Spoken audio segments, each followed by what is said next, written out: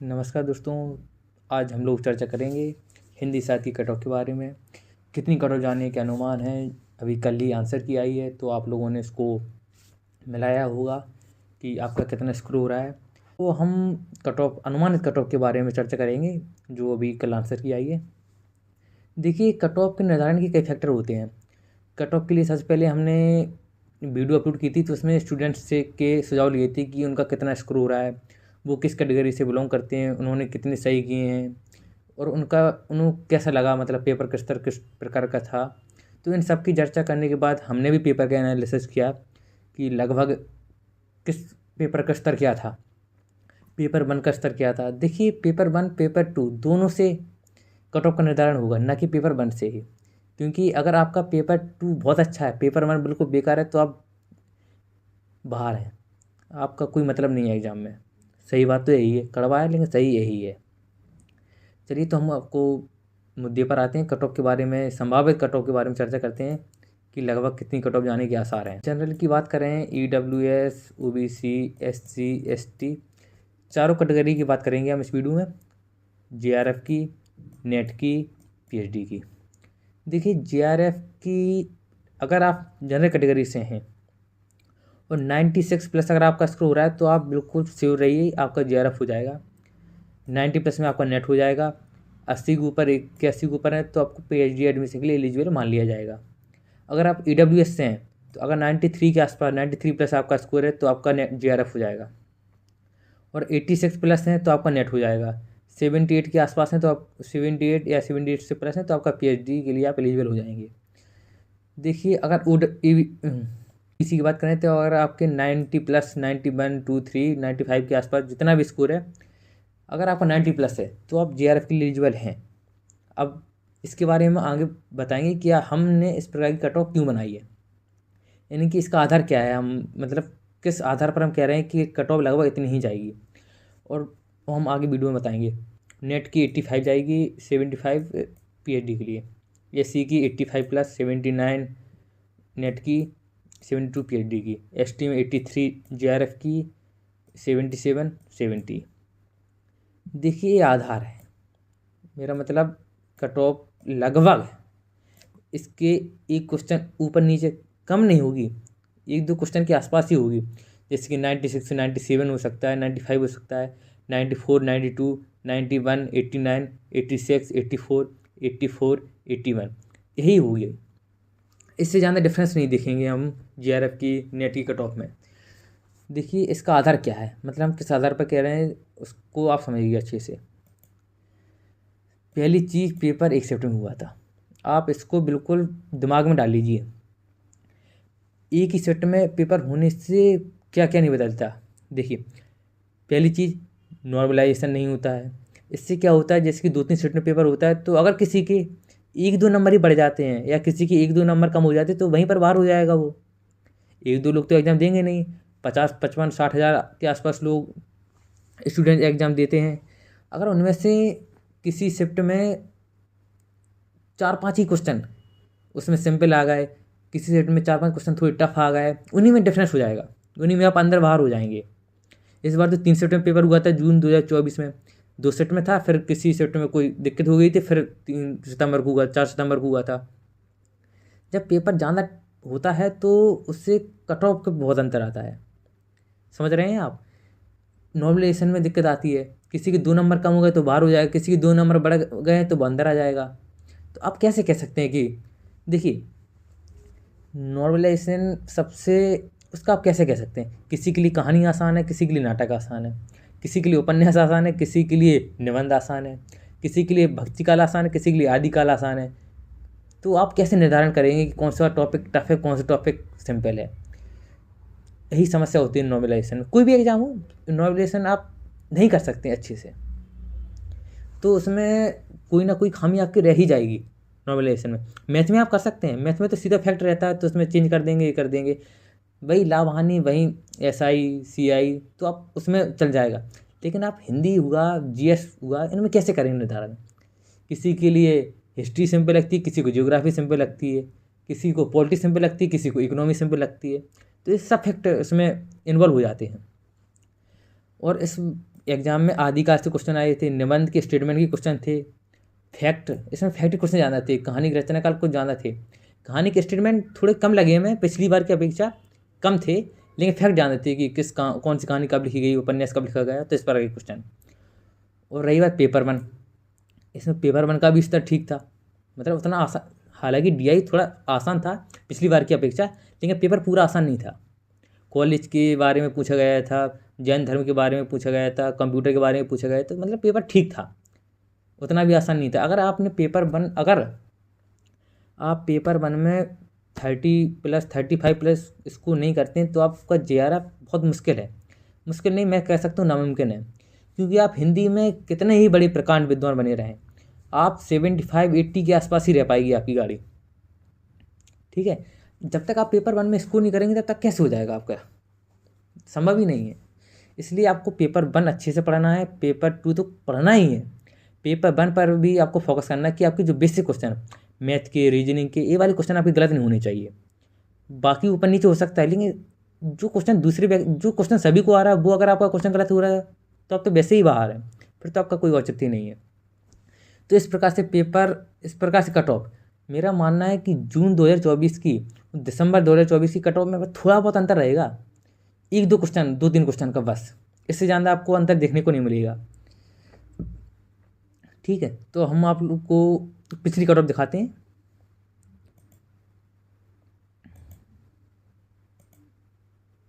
ये दिसंबर 2023 की cut off है हिंदी। आप पूछेंगे दिसंबर 2023 की पहले क्यों दिखा रहे हैं? पहले इसलिए दिखा रहे हैं कि दिसंबर 2023 का जो एग्ज़ाम था वो केवल 1 शिफ्ट में हुआ था, समझिए आप, केवल 1 शिफ्ट में पेपर हुआ था। तो कट ऑफ किस प्रकार की थी देखिए, जो जनरल थी उसकी 92, यानी कि 184 गई थी, मतलब 92 क्वेश्चन। और जनरल हम आपको बता दें, इस साइड JRF है, इस साइड नेट है, तब उसका कोई मतलब नहीं था PhD के एडमिशन, तो वो कट ऑफ नहीं थी इसमें। OBC की बात करें तो OBC के 85 थे और 72 नेट के। EWS की बात करें तो 89 थे, EWS के नेट की बात करें तो 74, SC की 80 थे, SC के नेट की बात करें तो 68, और ST के लिए 78 थे JRF के लिए, और नेट की बात करें तो 66। तो आप देख सकते हैं कट ऑफ लगभग मैक्सिमम 92, जनरल की 92 गई थी, ठीक है। और OBC की 85, JRF की बता रहा हूँ मैं, JRF की। और दिसंबर 2023 की बात कर रहे हैं, दिसंबर 2023 यानी कि 1 साल पहले की बात कर रहे हैं, ज़्यादा पहले की बात नहीं कर रहे, केवल 1 साल की। मेन चीज़ हम लोग चर्चा करेंगे क्या, मतलब इसका कारण क्या था।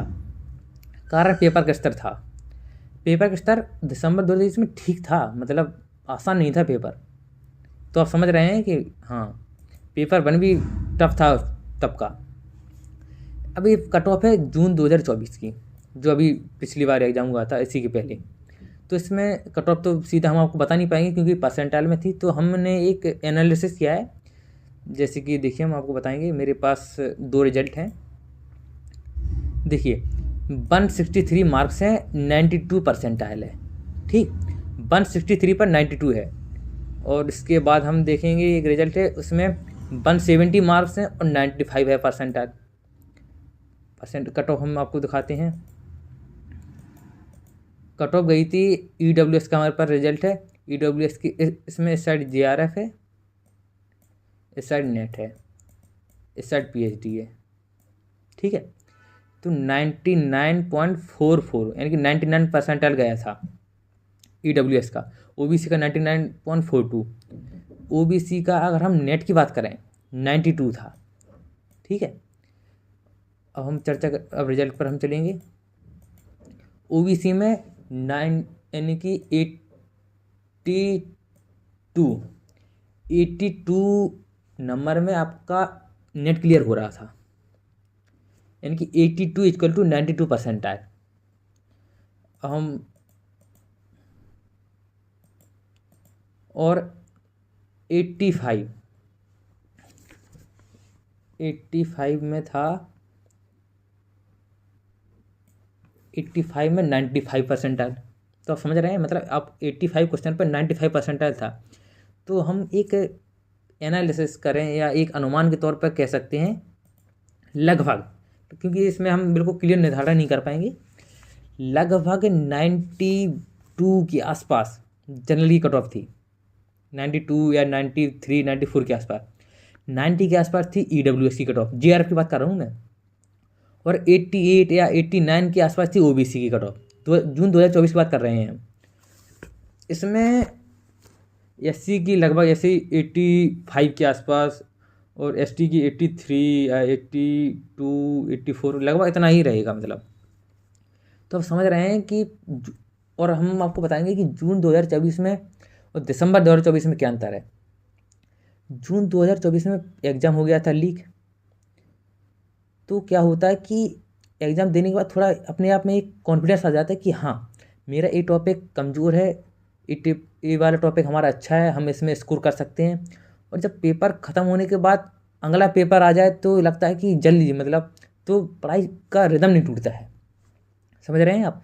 लेकिन क्या हुआ कि फिर उसके बाद पेपर का रिजल्ट आ गया, फिर इसके बाद थोड़ा सुस्त अवस्था में हो जाते हैं स्टूडेंट्स, हम सब लोग सुस्त अवस्था में पहुंच जाते हैं रिजल्ट के बाद। जब नया कई लोग तो पढ़ते रहते हैं, जब नया नोटिफिकेशन आता है तब हम पढ़ाई शुरू करते हैं। जैसे कि इस वाले नोटिफिकेशन में हम लोगों को 1 महीने 20 दिन का लगभग अंतर मिला था, मतलब नोटिफिकेशन के एग्ज़ाम के बीच 1 महीने 20 दिन। तो समझ सकते हैं कि समय, अगर आप शुरुआत से शुरू कर रहे हैं तो समय कम है, आप पहले से तैयार कर चुके हैं तो आपके पास समय ठीक है। आपके पास अगर पहले से तैयारी अच्छी है तो आपके लिए समय अच्छा है। इसी बात से कट ऑफ निर्धारण होगी, क्योंकि 1 महीने 20 दिन में आपने तैयारी किस मतलब सब समय तो सबके लिए बराबर है। जिसने पहले तैयारी, वो जो पहले से तैयारी कर रहा है जायज़ वो आपसे आगे होगा। और इसमें क्या होगा कि नोटिफिकेशन के बाद 1 महीने 20 दिन में आपने पेपर 1 भी आपको पढ़ना है, पेपर 2 भी आपको पढ़ना है, सबका रिवीजन करना है। तो समय सीमित है, क्योंकि समय सीमित है इस वजह से उतना स्कोर नहीं हो पाएगा। यानी कि आप सोचेंगे कि हम बहुत बड़ा तीर मार लेंगे अगर इतनी समय में, पहले से पढ़ रहे हैं तो बात अलग है। आप सोचेंगे इतने ही समय में हम बहुत अच्छा कर लेंगे, तो थोड़ा कम कह सकते हैं आप। इसी प्रकार से जून में कट ऑफ, मैं कह सकता हूँ कि जून की कट ऑफ और दिसंबर की कट ऑफ में लगभग ज़्यादा नहीं तो थोड़ा बहुत अंतर आएगा। जैसे कि जनरल की कट ऑफ हम बता रहे हैं कि दिसंबर 2024 में 96 प्लस रहेगी। 96 प्लस लगभग मैं कह रहा हूँ इतनी ही रहेगी। EWS की कट ऑफ 93 के आसपास रहेगी, मतलब 93 प्लस। OBC की 90 91 के आसपास रहेगी कट ऑफ। SC की 85, ST की 83। इसमें सब फैक्टर जो कारण है वो हमने आपको बता दिए हैं कि कौन कौन से कारण हैं, किस वजह से कट ऑफ सीमित रहेगी। मतलब हम कह सकते हैं जून 2024 और दिसंबर 2024 1-2 क्वेश्चन का अंतर आएगा बस, इससे ज़्यादा का अंतर हम नहीं दे सकते हैं। जिसका जून 2024 में थोड़ा बहुत नंबर से रुक गया था, तो उसी के अनुमान से आप समझ ले कि उसका स्कोर कितना हो रहा है और कितना नहीं हो रहा है, तो इस प्रकार से वो अपना अनुमान लगा सकता है। देखिए, जब तक आप पेपर 1 की तैयारी नहीं करेंगे तब तक आपका JRF कह सकते हैं नामुमकिन है। नेट हो जाएगा आपका 15-20 क्वेश्चन अगर आपने पेपर 1 में कर लिए, मिनिमम तो 20 करने ही पड़ते हैं अगर आप जनरल कैटेगरी से हैं। लेकिन अगर आपका पेपर 1 में आप इसको नहीं कर पा रहे हैं तो आप बाहर हैं, बिल्कुल निश्चित तौर से बाहर हैं। इसलिए पेपर 1 भी आपको अच्छा करना है। देखिए, जो हो गया तो हो गया, अब तो कुछ चेंज हो नहीं सकता है। जो वास्तविक, तो आपने स्वीकार कर लिया होगा वास्तविकता को कि हाँ, मेरा ये टॉपिक कमज़ोर है, ये वाला अच्छा है, पेपर 1 में थोड़ी मेहनत की ज़रूरत और है, पेपर 2 में मेहनत की ज़रूरत और है, तो आपको पता चल गया होगा। अब एग्ज़ाम आएगा 4-5 महीने बाद, यानी जून 2025 में, जून में होगा एग्ज़ाम। तो जून के लिए बिल्कुल प्रिपेयर हो जाइए। आपने एक बार तो सीख लिया कि हाँ, हमें किस टॉपिक में मेहनत करने की ज़रूरत है, कौन सा टॉपिक आपका अच्छा है, कौन सा कमज़ोर है। तो आप बिल्कुल जून के लिए आप बिल्कुल तैयार हो जाइए कि जून में किसी भी प्रकार की कमी नहीं होनी चाहिए। तो इसलिए आप पेपर 1 की भी तैयारी करिए, पेपर 2 की तैयारी करिए। मैं इस चैनल पर एस्पायरेंट जोन पर आपको, एस्पायरेंट जोन हिंदी पर आपको पूरा पेपर 2 पढ़ाएंगे और कुछ पेपर 1 का हिस्सा पढ़ाएंगे, जिसके DI, मैथमेटिक्स के, रीजनिंग के, कंप्यूटर का सेक्शन, पैसेज वगैरह हम आपको अच्छे से सॉल्व कराएंगे। जिससे क्या हो कि आपका पेपर 1 भी अच्छा रहे, पेपर 2 भी अच्छा रहे। केवल पेपर 2 से आप तीर नहीं मार पाएंगे, आप बिल्कुल निश्चित तौर पर इसको स्वीकार कर लीजिए। जब तक आपकी तैयारी पेपर 1 में अच्छी नहीं होगी तब तक आप JRF नहीं निकाल पाएंगे। नेट हो जाएगा आपका लगभग, लेकिन आप JRF नहीं निकाल पाएंगे। इसलिए आपको पेपर 1 भी अच्छा करना है, पेपर 2 दोनों अच्छे लेके चलना है। हाँ, आप उतना मेहनत मत करिए कि आपको केवल पेपर 1 ही पढ़ना है, नहीं। इतना तो आपको बेसिक क्लियर तो होना चाहिए, बेसिक मैथ तो आनी चाहिए आपको, बेसिक रीजनिंग तो आनी चाहिए, जिससे आप सीधा स्कोर कर सकें। और पेपर 1 का स्कोर बिल्कुल बहुत फ़ायदेमंद होता है। अगर आपके पेपर 1 में 35-40 के आसपास क्वेश्चन सही हो गए और हिंदी में केवल 60 में काम चल जाएगा। 100 में तो आप किसी भी कैटेगरी में हो तो आपका जीआर तो कोई रोकेगा नहीं। तो इस प्रकार से आपको पेपर 1 भी तैयार करना है, पेपर 2 भी तैयार करना है। हम अपने चैनल पर पेपर 1 पेपर 2 की अच्छे से तैयारी करवाएंगे। यदि आप हमारे चैनल पर नए हैं तो चैनल को सब्सक्राइब जरूर कर दें, जिससे हम जब क्लासेस शुरू करेंगे तो आपको उसकी नोटिफिकेशन मिल जाए और आप हमारे साथ जुड़ जाएँ। तो आप बिल्कुल तैयार रहिए। हम आपको बिल्कुल विस्तार से पढ़ाएंगे, कहानी, नाटक, निबंध, उपन्यास, आदिकाल, रीतिकाल, भक्तिकाल, आधुनिक काल, सब बिल्कुल रामचंद्र शुक्ल की हिंदी साहित्य का इतिहास की बुक से सब कुछ पढ़ाएंगे आपको। आप बिल्कुल बेफिक्र रहिए पेपर 2 के लिए। पेपर 1 की टॉपिक भी हम आपको तैयार कराएंगे कि बिल्कुल उसमें आपको दिक्कत ना हो, कि बेसिक आपका क्लियर रहे, कि पता चले आप पेपर 1 में डब्बा गोल है और पेपर 2 में आपने 80 क्वेश्चन कर लिए, तो कोई मतलब नहीं रहेगा उस बात का। तो इसलिए आप बिल्कुल तैयार रहिए। और कट ऑफ से आप बिल्कुल, अगर आप कट ऑफ बिल्कुल मिलान कर लीजिए अपना, इस कट ऑफ के आसपास ही पूरी कट ऑफ घूमेगी। आप बिल्कुल निश्चिंत रहिए। जनरल की 96 के आसपास, 96 plus, EWS 93 plus, OBC 90 plus, SC 85 plus, ST 83 plus. आप बिल्कुल निश्चित तौर पर अगर आप इस स्कोर पे हैं तो आप बिल्कुल अपना लॉक कर लीजिए, बिल्कुल बेफिक्र हो जाइए। आप अगर आपका स्कोर कम है तो आप बिल्कुल अगले पेपर की तैयारी करिए। और हाँ, देखिए, साहित्य वैसा ऐसा है कि आप जब तक आप कहानी उपन्यास को नहीं पढ़ेंगे आप नहीं निकाल पाएंगे जीआरएफ। और देखिए, अभी हरियाणा असिस्टेंट प्रोफेसर का भी एग्जाम होना, अभी डेट तो नहीं आई, लेकिन अभी एग्जाम होना है 3-4 महीने में, मान लो 1-2 महीने में डेट आने वाली है।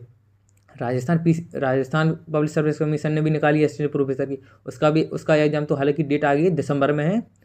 तो आप समझ रहे हैं कि मतलब 2 एग्ज़ाम है। अगर आप इस बार के एग्ज़ाम में नेट निकाल लेंगे तो आप चांस है कि राजस्थान का तो फॉर्म भर ही लेंगे आप, और फिर उसकी तैयारी में लग जाएंगे।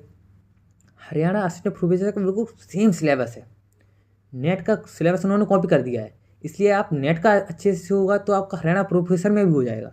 तो आप उसके लिए बिल्कुल निश्चिंत रहिए, हम आपको पूरी तैयारी करवाएंगे।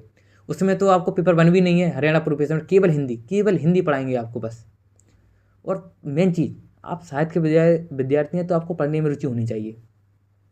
मेरा मतलब ये है कि आपको कहानी पढ़ना चाहिए। देखिए, कहानी का आप जैसे कि पात्र हैं तो आपको पात्र पढ़ लेंगे कि कानून में कंगना में कौन था और तीसरी कसम में कौन था, तो आप ये तो पढ़ लेंगे, ठीक है, परिंदे में कौन था। लेकिन जब स्टेटमेंट वाइज क्वेश्चन आएंगे तब आप कैसे काम करेगा आपका, उसमें तो आप कुछ भी नहीं कर पाएंगे। इसलिए आपको स्टेटमेंट वाले क्वेश्चन सॉल्व करने के लिए आपको कहानी पढ़नी पड़ेगी, नाटक आपको पढ़ने पड़ेंगे। जब तक आप नाटक नहीं पढ़ेंगे आपको कैसे पता चलेगा कि इस नाटक में क्या है। और ऐसा नहीं कि बोरिंग है, एक बार इंटरेस्ट अगर आपको जागे तो आप पूरे नाटक खत्म कर देंगे, मेरा मान लीजिए। आधे अधूरे नाटक, महाबोधि नाटक, अंजू दीदी नाटक, क्या बेहतरीन नाटक है, मतलब आप बिल्कुल मज़ा आ जाएगा। बस पढ़ने में रुचि होनी चाहिए। अगर आपने एक बार पढ़ाई में इंटरेस्ट लीजिए तो आप उपन्यास, कहानी, नाटक, निबंध सब कुछ पढ़ लेंगे। निबंध क्या बेहतरीन निबंध है, भारतेंदु जी के उपन्यास, शिखर जीवनी, गोदान, मेला आचर, क्या अच्छे अच्छे उपन्यास हैं। तमस, ओफो, बहुत बेहतरीन उपन्यास है। तो आप एक बार जानना नहीं, सारे उपन्यास मत पढ़िए, जो मुख्य उपन्यास हैं, गोदान हुआ, ये तो आपको पढ़ा होना चाहिए। इससे क्या स्टेटमेंट वाइज क्वेश्चन आपके गलत नहीं होंगे। जो हाई स्कूल करेगा, जो नहीं पढ़ेगा उसको गलत हो जाएगा, जो पढ़ेगा उसका सही हो जाएगा, वो आपसे आगे निकल जाएगा, आप केवल नेट पर रह जाएंगे, उसका जीआरएफ हो जाएगा। तो आप बिल्कुल बात को समझिए। हम चैनल पर बिल्कुल विस्तार से चर्चा करेंगे इन सब के बारे में, कहानी, नाटक, निबंध, जितनी जीवनी जो सिलेबस में, उसकी सिलेबस के बारे में बिल्कुल विस्तृत चर्चा करेंगे, भाषा खंड सब कुछ। तो बिल्कुल निश्चिंत रहिए। और हाँ, कट ऑफ से बिल्कुल फिक्र रहिए। आप अगर कट ऑफ देख लीजिए, आप इसमें अंदर आते हैं तो बिल्कुल तैयार रहिए जश्न के लिए। जीआरएफ में आपको मिलेगा 30 लाख का पैकेज, तो एंजॉय करना, पीएचडी करना वीआईपी। और बाकी अगर आप हमारे चैनल पर नए हैं तो आप हमारे चैनल को सब्सक्राइब जरूर करें, वीडियो को लाइक करें अगर अच्छी लगी हो, और आपके सुझाव आमंत्रित रहते हैं। और हाँ, आप अपनी कट ऑफ, मतलब आप अपने मार्क, आप किस कैटेगरी से हैं और सब्जेक्ट, अब तीनों चीज़ हमें बता दीजिए, जिससे हम और एनालिसिस कर सकें और संभावना कर सकें कि कट ऑफ लगभग कितनी हो पाएगी। ठीक है, धन्यवाद, राधे राधे।